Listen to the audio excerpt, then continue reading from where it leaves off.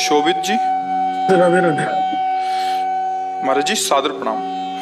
महाराज जी, अध्यात्म की तरफ चलते चलते अचानक मन विचलित सा हो जाता है, उल्टे से ख्याल आते हैं, नकारात्मक ऊर्जाएं उत्पन्न सी होती हैं महाराज। हाँ, वो चूंकि संसार का मनोरंजन उसको प्रिय लगता है, मन को मनमानी आचरण करना उसको प्रिय लगता है। उसकी गलती नहीं है, हम जहां उसको लगाते हैं वहीं वो राजी होने लगता है। अब जैसे अध्यात्म मार्ग में लगा रहे हैं तो इसमें जहां जहां वो लगा रहा है उसके विरुद्ध बात है। उसको भोग चाहिए, उसको हर इंद्रिय के मना खष्टान इंद्रियाणी प्रकृति स्थान कर सके। 5 ज्ञानेंद्रियों के द्वारा वो विषयों में विचरने का स्वभाव बना लिया है। भगवान कह रहे हैं आप भगवान के अंश, ममैवांशो जीव लोके जीव भूता सनातना मना खष्टान इंद्रियाणी प्रकृति स्थान कर सके। आप इस मन के भुलावे में आकर, मन भोगों के भुलावे में आपको फंसाकर ये सदैव अधीन रखा है।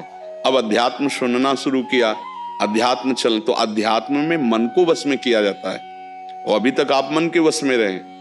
तो जब आप सपोर्ट नहीं देंगे तो आपका सपोर्ट करने लगेगा। इसकी चाल समझना, क्योंकि आपके बिना उसकी कोई सत्ता नहीं, वो आपके बिना कुछ नहीं कर सकता, आपके दस्तखत से ही करेगा। जैसे हमारा मन कह रहा है मैं देखूं, हम कह रहे नहीं देखना है, वो 100 बार कहेगा देखो, आप कहोगे नहीं ये देखो, अब वो लग जाएगा जिधर आप लगाओगे, पर वो कुछ समय तक लगेगा, फिर वो आपको वश में करने की कोशिश करेगा। और वो जब आप ना करेंगे तो आपको जलाएगा। अगर उस जलन को सह गए तो मन को अधीन कर लेंगे, और नहीं सह गए तो मन आपको अधीन कर लेगा। ये खेल चल रहा है।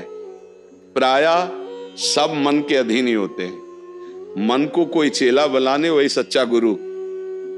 दूसरों को तो चेला बनाना सहज है, मन को जो चेला बना ले वही सच्चा गुरु। मन ने सबको चेला बना रखा है, नहीं बना रखा? जैसा जैसा कहता है वैसे करना पड़ता है। और बड़ा बात यह है कि मन को हम जैसा कहें शास्त्र आज्ञा से वैसा चला ले तो महात्मा, वही गुरु, वही भक्त।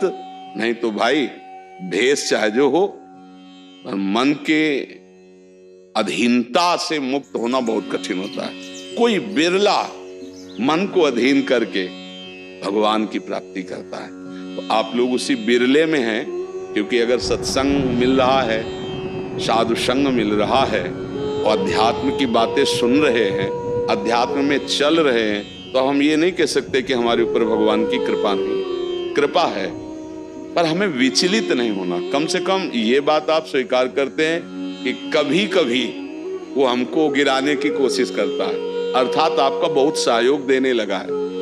तो एक समय था कि हम पूरे उसके अधीन थे, आज है कि आधा आधा हो गया है। आधा वो हमारे अधीन हो रहा है और आधा अपने अधीन करना चाहता है। तो चढ़ाई और चढ़ते जाओ, उसके पॉइंट कम करते जाओ, अपने पॉइंट बढ़ाते जाओ कि अब 60%, अब 65%, अब 70%। फिर जिस दिन 100% तो तुम्हारे अधीन हो गया, उसी दिन भगवान के आनंद का जो स्वरूप है वो प्रकाशित कर देगा। अब ये लड़ाई बहुत जोर की है, छोटी मोटी लड़ाई नहीं है। वो छोटा मोटा शक्तिशाली नहीं, बहुत शक्तिशाली है। क्या? आपको सपोर्ट देगा, राधा राधा राधा, फिर धीरे से आपके सामने रखेगा। देखो इतने दिन जब करते हुआ कोई सुख तो नहीं मिल रहा, इसको भोगो, अभी आनंद आ जाएगा। और देखो ये भोग आपके पास व्यवस्थित है, देखो ना अभी आनंद आ जाएगा। अच्छा, अब रुका राधा नाम, अब वो उस भोग में ले गया।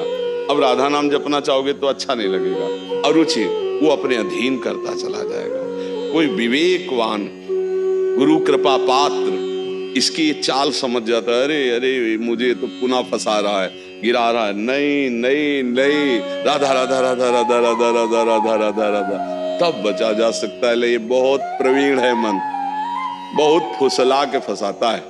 ऐसे ही फंसाता है कि देखो देख लेंगे, छुएंगे थोड़ी, नजदीक पहुंचा जिस विषय का छू लेंगे, कुछ होगा थोड़ी, और धीरे धीरे धीरे वो तुम्हें लगेगा कि यार गलती हो गई, ऐसा क्यों हो गया, ऐसा यूं हो गया कि उसकी चाल को नहीं समझ पाए हम, उसकी चाल को नहीं समझ पाए। हर एक इंद्री के साथ ये जुड़ा हुआ है। ये सुन लेंगे, ये देख लेंगे, ये छू लेंगे, ये भोग लेंगे, इन्हीं इंद्रियों के कारण हमें परमात्मा प्राप्ति नहीं हो रही। यही इंद्रियां भोगों में फंसाए हुए हैं और उसका मुखिया ये मन है और ये बहुत चतुर मंत्री है आपका मंत्री। पर ऐसा समझ लो कि भोला राजा और चतुर मंत्री, तो उसकी दुर्दशा कैसी होती राजा की।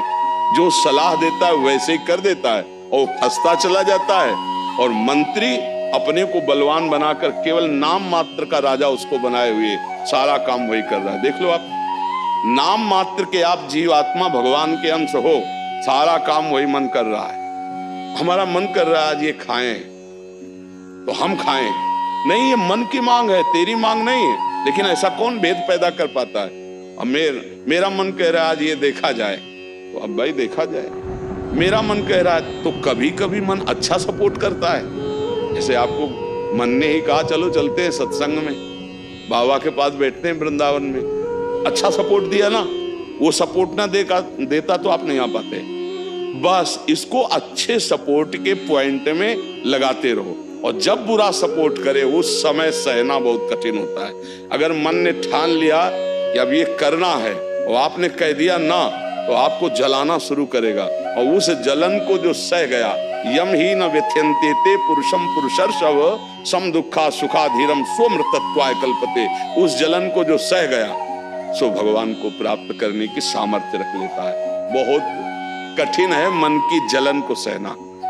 बाहर के थप्पड़ सह जाना सही है, लेकिन मन के थप्पड़ सहना बहुत कठिन, सबको गिरा देता है। इसका बहुत विचित्र बल होता है, और इससे बचने का केवल एक उपाय है, नाम जप न छूटे और ये स्वीकार मत करो कि मुझे चाहिए। जैसे मन कह रहा है आज उस होटल में चलते हैं, अब रसेंद्री और मन एक हो गया है।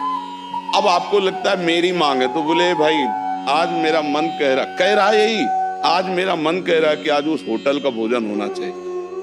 अरे तेरा मन कह रहा है, तू खुद कह रहा है, अब उसमें निर्णय करो सही है कि गलत।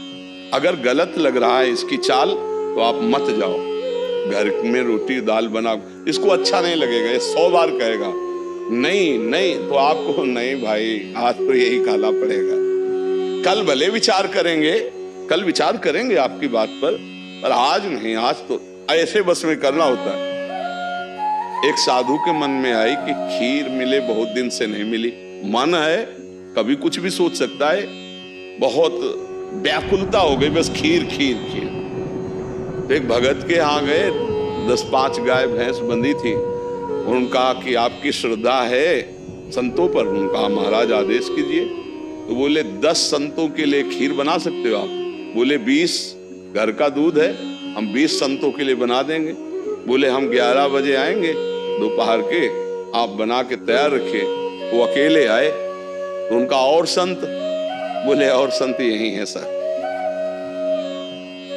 अकेले कमरे में बैठे 20 संतों की खीर, वो कहा आप लोग बाहर हो जाइए, हम एकांत में पाना चाहते हैं।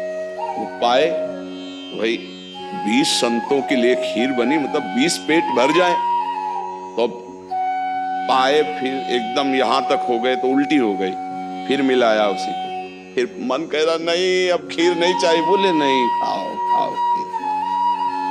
रोमांच हो गया, नहीं खाएंगे एकदम। तो बोले जिंदगी में खीर का नाम मत लेना, जिंदगी। तो या तो ऐसे उतरो, या तो ऐसे उतरो। इसको वश में करना बहुत अच्छा। एकदम विरोध भी नहीं कर सकते आप इसका, चल ही नहीं पाओगे। इसका विरोध भी एकदम नहीं कर सकते, सपोर्ट भी करना पड़ेगा। तो अच्छी बात में इसका सपोर्ट करो। अब कह रहा है जैसे हमें आज मीठा खाना है, ठीक है तुम्हारी मांग बुरी नहीं है। गए किसी अच्छी दुकान से लिया, ठाकुर जी को भोग लगाया, खाली, तो उसका सपोर्ट हो गया। अब वो बुरी बात कह रहा है, अब नहीं मानना है। उस समय जो जलन हो उसे सह जाओ, बस यही साधना का है। मन को अगर अधीन कर लिया तो बात बन गई। एक हम बार बार सुनाया करते कि मन मारिया तन बस में की ना, हुआ भरम सब दूर, बाहर से कछ दिखत नहीं, अंदर चमके नूर। आपो त्याग जगत में बैठे नहीं किसी से काम, उनमें तो कछु अंतर नहीं, संत कहो चाहे राम। वो गृहस्थी में भी है। आप एक पत्नी व्रत लिए हुए धर्म से आप चलते हैं, दूसरी किसी माता